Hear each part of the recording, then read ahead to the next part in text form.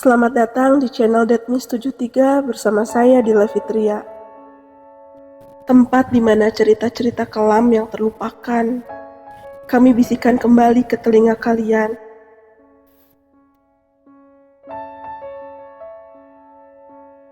Kali ini mari dengarkan baik-baik kisah dari seorang wanita yang hanya ingin berjualan gorengan, tapi yang datang membeli bukan hanya manusia.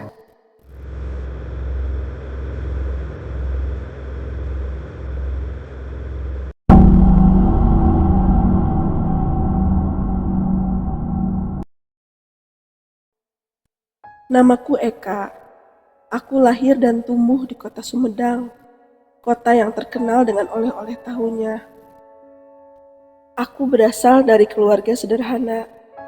Sedari remaja, aku membantu orang tuaku berjualan sayur di rumah. Kami memang tak punya banyak harta, tapi cukup untuk bertahan hidup. Di usia 22 tahun, aku menikah dengan seorang pria bernama Kasdi. Ia seorang pekerja serabutan, tapi bertanggung jawab. Rumah tangga kami berjalan tenang. Hingga 5 tahun berlalu, hidup di Sumedang terasa semakin sunyi, dan kami belum juga dikaruniai anak. Tak ada suara tangisan bayi, tak ada tawa kecil.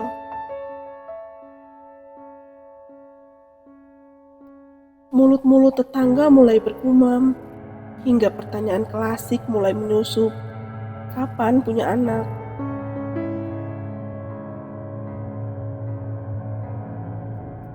Mertuaku mulai sering menuntut, hingga akhirnya kami memutuskan pindah ke kota Bandung untuk mencari suasana baru, harapan yang lebih baik, dan mungkin takdir yang berbeda.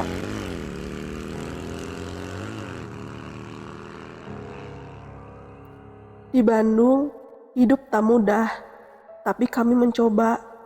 Kami tinggal di kontrakan kecil di pinggiran kota.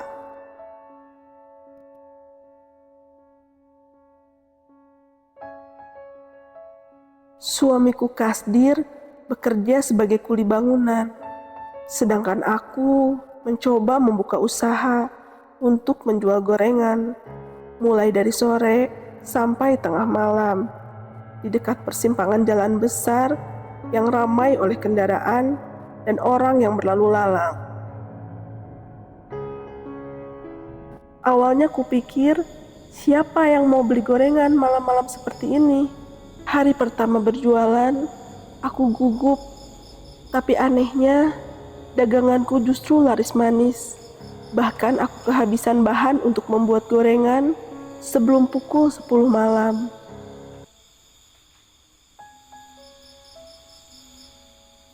Hari-hari berikutnya pun sama, hingga waktu terasa sangat cepat berlalu.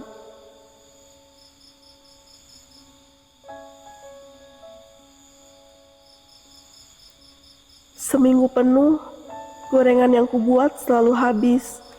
Wajah-wajah pembeli pun terasa ramah dan hangat. Aku mulai berpikir, mungkin inilah awal dari keberuntungan kami. Aku bahagia, sangat bahagia. Namun semua berubah di malam ke-8. Hari ke-8 tak seperti sebelumnya. Sore itu, udara Bandung terasa lebih dingin dari biasanya. Tak ada hujan, tapi awan gelap menggantung di langit. Aku membuka lapak seperti biasa, tapi hingga jam 10 malam, tak ada satupun yang datang. Tidak seperti biasanya, sepi sangat terasa. Aku mencoba berpikir positif. Mungkin ada acara besar di kota. Tapi entah kenapa, suasana malam ini terasa begitu aneh. Terlalu hening, bahkan suara motor pun jarang terdengar.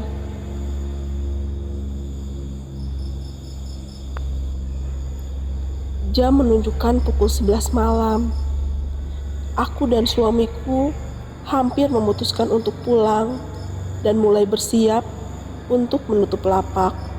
Tapi kemudian aku melihatnya. Seorang wanita yang sedang hamil besar. Ia mengenakan daster putih yang sudah lusuh. Rambutnya tergerai, menutupi sebagian wajahnya yang pucat. Lalu ia tersenyum dengan lembut.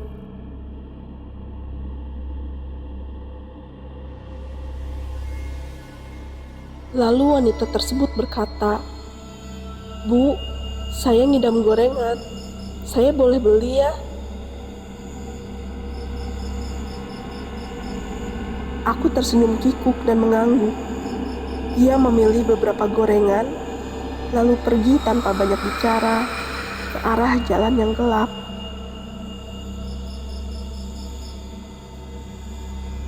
Keesokan malamnya, dia datang lagi, lalu datang lagi, dan lagi.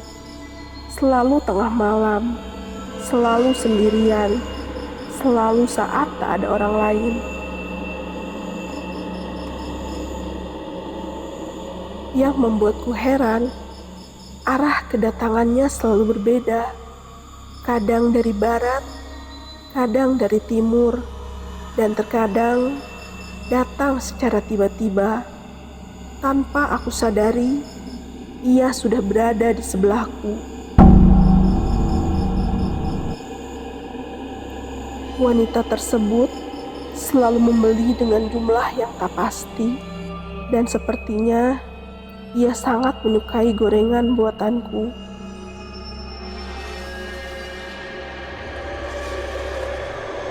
Sampai suatu malam, aku melihatnya sedang naik ojek. Wajah si tukang ojek tanpa ragu, seolah tak yakin harus mengantarkannya kemana.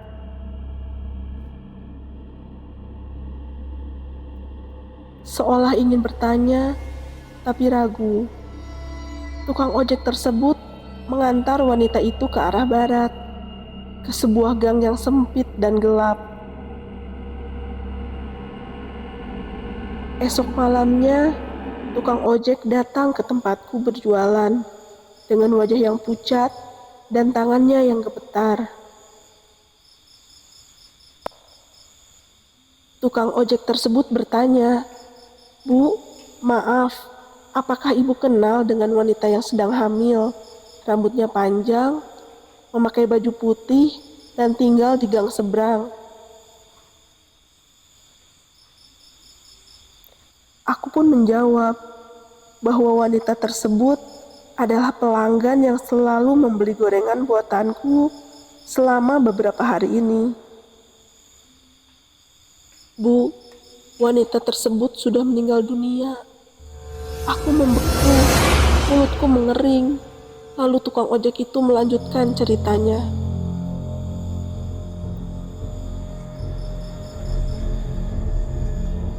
"Semalam, saya mengantarkan wanita itu ke sebuah rumah kosong.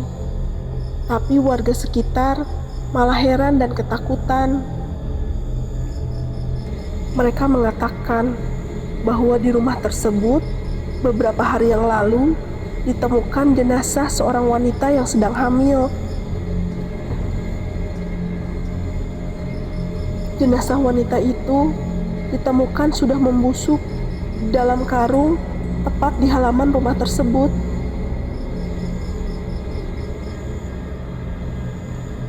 Aku terkesiap tak percaya, hingga seorang warga lain yang mendengar percakapan kami mendekat. Ia membuka galeri di ponselnya dan memperlihatkan sebuah foto.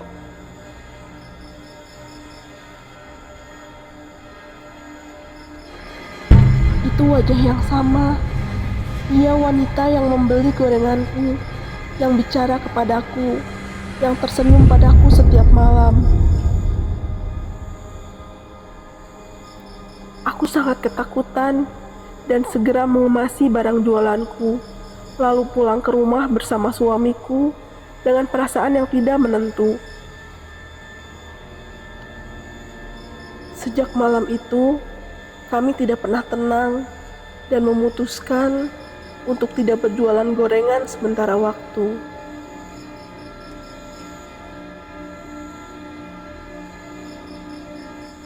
Di kontrakan kami, suara ketukan pintu mulai terdengar setiap tengah malam.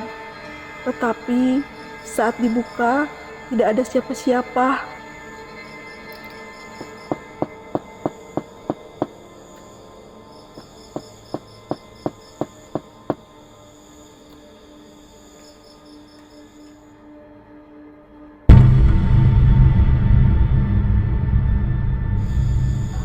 Dan di depan pintu selalu ada jejak kaki basah yang disertai tanah.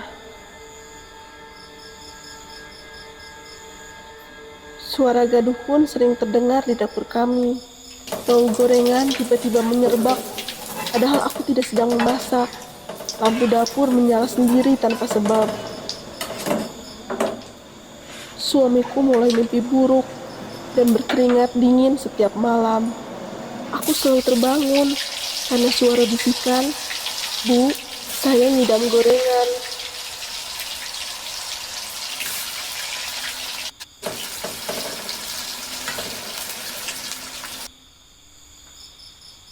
Kadang suaranya terdengar dari arah dapur, dan kadang juga terdengar dari arah depan pintu.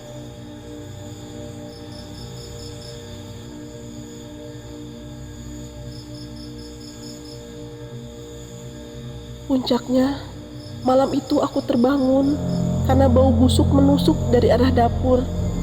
Aku melihat wanita tersebut berdiri tepat di depan wajan penggorenganku.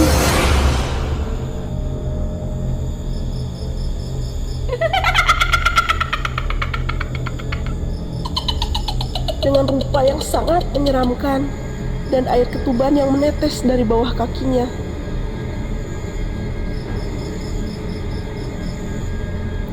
Aku pingsan seketika, dan paginya, tanpa membuang banyak waktu, kami berkemas dan pulang ke Sumedang.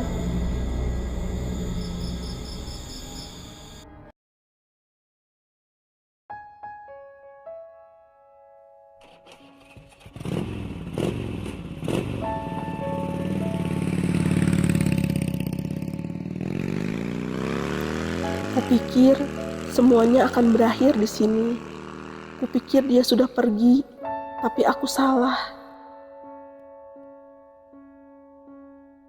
Setelah pulang ke Sumedang, aku mulai berjualan gorengan lagi. Tapi setiap kali aku berdiri di pinggir jalan, membalik gorengan panas di wajan, aku tetap melihatnya. Kadang cuma sekelebat bayangan putih di seberang jalan, dan kadang pula berdiri diam di antara pepohonan. Wajahnya tetap pucat, tetap tersenyum, dan matanya selalu menatapku. Kadang selalu terdengar suara bisikan halus, "Bu, saya ngidam gorengan." Aku tak tahu apakah dia masih lapar atau dia tak mau pergi. Setiap malam, dia masih sering mengetuk pintu rumah kami, dan jejaknya selalu ada di depan pintu kami, menuju ke arah dapur. Mungkin dia bukan hanya ingin membeli gorengan, tapi dia ingin tinggal bersamaku.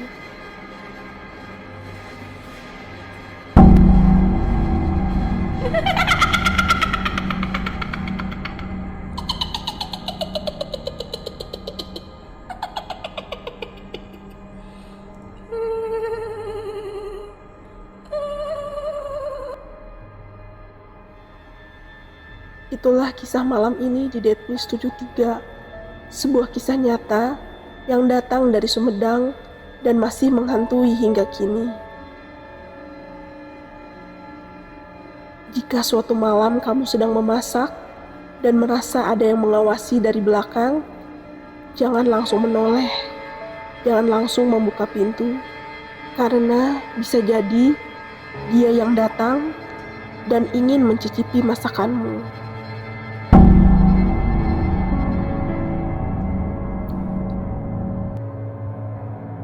Jangan lupa untuk like, komen, dan subscribe agar kami bisa terus menyampaikan cerita-cerita dari lorong gelap yang tak terlihat.